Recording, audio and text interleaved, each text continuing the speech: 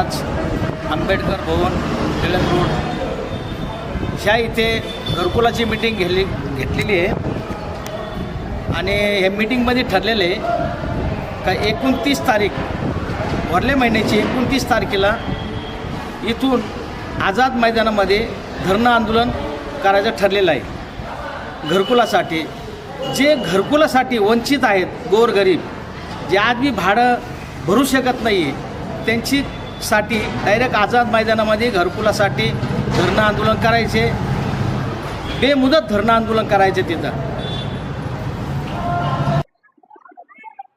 आज या ठिकाणी रिपब्लिकन सेना अहिल्यानगर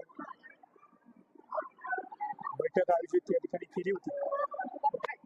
आम्ही अहिल्यानगर दक्षिण रिपब्लिकन सेना सरसेनानी आमदार आंबेडकर साहेब हे सर्वसामान्याच्या आणि बहुजनाच्या कुटुंबामध्ये घराघरामध्ये कसे पोचतील असं या ठिकाणी आज याच्या बैठकीच्या नियोजनामध्ये ठरलेलं आहे की सर्वसामान्य गोरगरिबांना रिपब्लिकन सेनेच्या माध्यमातून जिथं अन्याय झाला तिथं न्याय देण्याचं काम आम्ही सर्वच रिपब्लिकन कार्यकर्ते, रिपब्लिकन सेनेचे कार्यकर्ते, महिला आघाडीचे कार्यकर्ते आणि सर्वच जिल्ह्यामध्ये न्याय देण्याचं काम या ठिकाणी करत आहोत। आनंदराज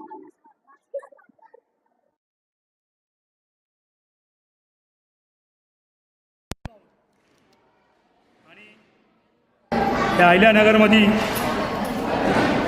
ना बघतो ना भविष्यामध्ये रिपब्लिकन सेनेची ताकद कशी वाढन आणि सरसेनानी आमदार आंबेडकर साहेब यांचे हात कसे बळकट करता येईल अशा माध्यमातून आम्ही सर्वच पदाधिकारी या ठिकाणी झटलेलो आहोत आणि झटत राहणार आहे।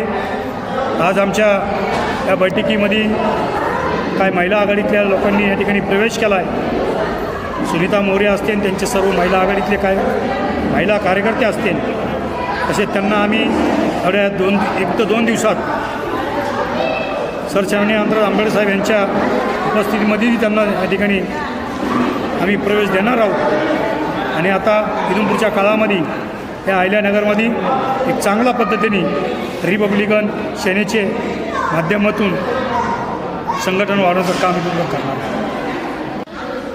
आज आम्ही या ठिकाणी महानगरपालिकेमध्ये घरकुल योजना ही जी पूर्वीची 2012-13मध्ये जी राबवली ती काटोन खंडोबा असेल, आझाद मैदान असेल, तीच योजना या नगर शहरात राबवण्यासाठी जेणेकरून आजचे गोरगरीब लोकांना जे घरापासून वंचित आहे अशा लोकांना घरकुल मिळते।